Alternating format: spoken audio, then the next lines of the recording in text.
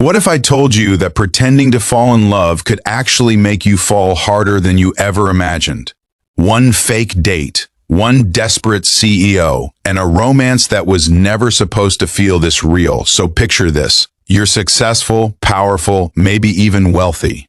You've got the corner office, the luxury car, everything the world tells you should make you happy. But here's the thing nobody talks about. Success doesn't keep you warm at night. Money doesn't laugh at your jokes over breakfast. And all those business deals, they don't hold your hand when you're having the worst day of your life. This is the reality for so many people who make it to the top.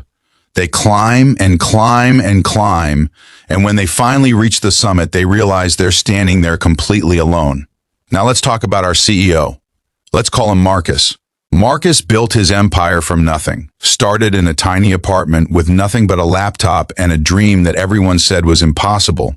10 years later, he's running a multi-million-dollar company. He's on magazine covers. He's giving keynote speeches.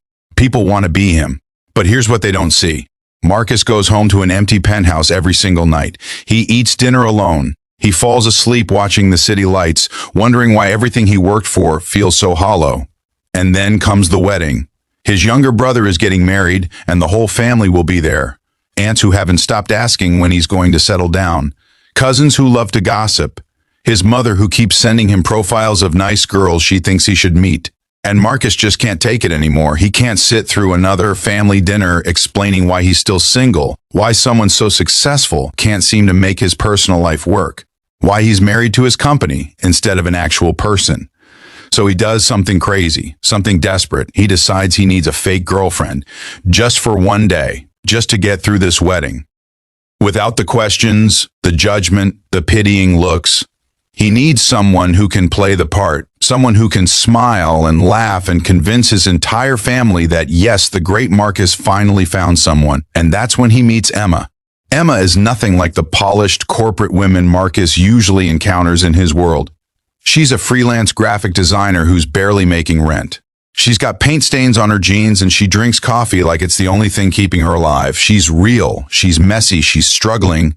And when Marcus approaches her with this insane proposal, offering her more money than she'd make in 3 months just to pretend to be his girlfriend for one day, she thinks he's lost his mind. But she needs the money. Her landlord is breathing down her neck. Her car is making a sound that definitely means something expensive is about to break, so she says yes. They set ground rules. Keep it professional. No real feelings. They'll rehearse their fake story, how they met, how long they've been together, all the little details that make a relationship believable. They practice holding hands. They practice the way couples look at each other. They practice everything except the one thing you can't rehearse, actually feeling something. The wedding day arrives and Emma shows up looking like she stepped out of a dream. She's nervous, but she's committed to playing her part. They walk into that venue and suddenly they're performing. Marcus introduces her to his family and she's charming, she's warm, she remembers everyone's names. She laughs at his uncle's terrible jokes. She fits in so naturally that even Marcus starts to forget this is all pretend. But then something shifts. During the ceremony, while everyone's watching the bride and groom exchange vows, Marcus glances over at Emma, and she's crying.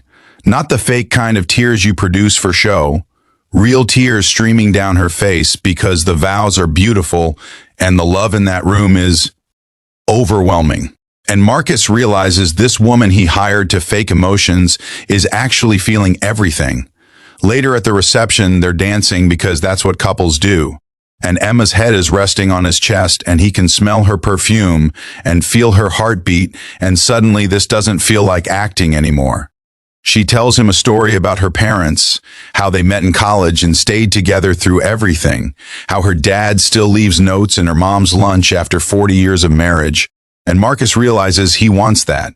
Not someday, not in some abstract future, right now, with her. The night continues and they're laughing together, really laughing, the kind where your stomach hurts and you can't catch your breath. They're sharing secrets they never planned to share. Emma tells him about her dreams, the children's book she wants to illustrate, how she's afraid she's not good enough.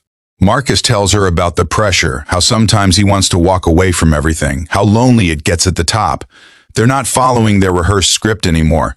This is real conversation, real connection, real vulnerability.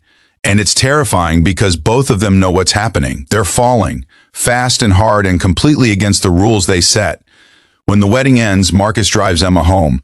They sit in his car outside her apartment and neither of them wants to move. The deal is done. He should hand her the money and they should go their separate ways. That was the agreement. But Marcus can't do it. He looks at her and says something he never planned to say. He tells her he doesn't want this to be over. He tells her that today was the first time in years he felt like himself. He tells her that she makes him feel less alone. And Emma, this woman who's been hurt before, who built walls around her heart to protect herself, she's scared. Because she felt it too. Every single moment, every laugh, every touch, every look, it was all real for her. But here's where it gets complicated. Because Emma's not from his world. She doesn't wear designer clothes or know which fork to use at fancy dinners. She's struggled her whole life while Marcus has had success fall into his lap for years. And she's terrified that what he's feeling isn't real. That maybe he just liked having someone play the part of his girlfriend. That once the novelty wears off, he'll realize she doesn't fit into his life. So she pulls away. She takes the money, thanks him for a lovely day, and walks into her building without looking back. And Marcus sits in that car feeling more alone than he's ever felt in his entire life. The next few days are torture. Marcus can't focus on work. He's in meetings thinking about Emma's laugh. He's signing contracts, remembering the way she looked at him. His assistant notices. His business partners notice. This man who was always so focused, so driven, is completely distracted. And Emma's not doing any better. She tries to go back to her normal life, but everything feels empty now. She had one taste of what it's like to be seen, really seen by someone. And now that it's gone, she can't pretend she doesn't miss it. Finally, Marcus does something he never does. He stops overthinking. He stops analyzing. He just acts. He shows up at Emma's apartment with no plan, no rehearsed speech, just raw honesty. He tells her he knows it's scary. He knows they're from different worlds. He knows that nothing about this makes logical sense. But since when did love ever make sense? He tells her he's tired of being lonely at the top. He wants someone to share it with, not just anyone. Her. Emma stands there in her paint-stained sweatshirt, tears in her eyes, and she has a choice.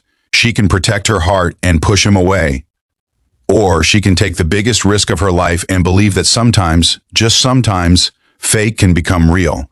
What started as a business transaction, a simple exchange of money for services, became something.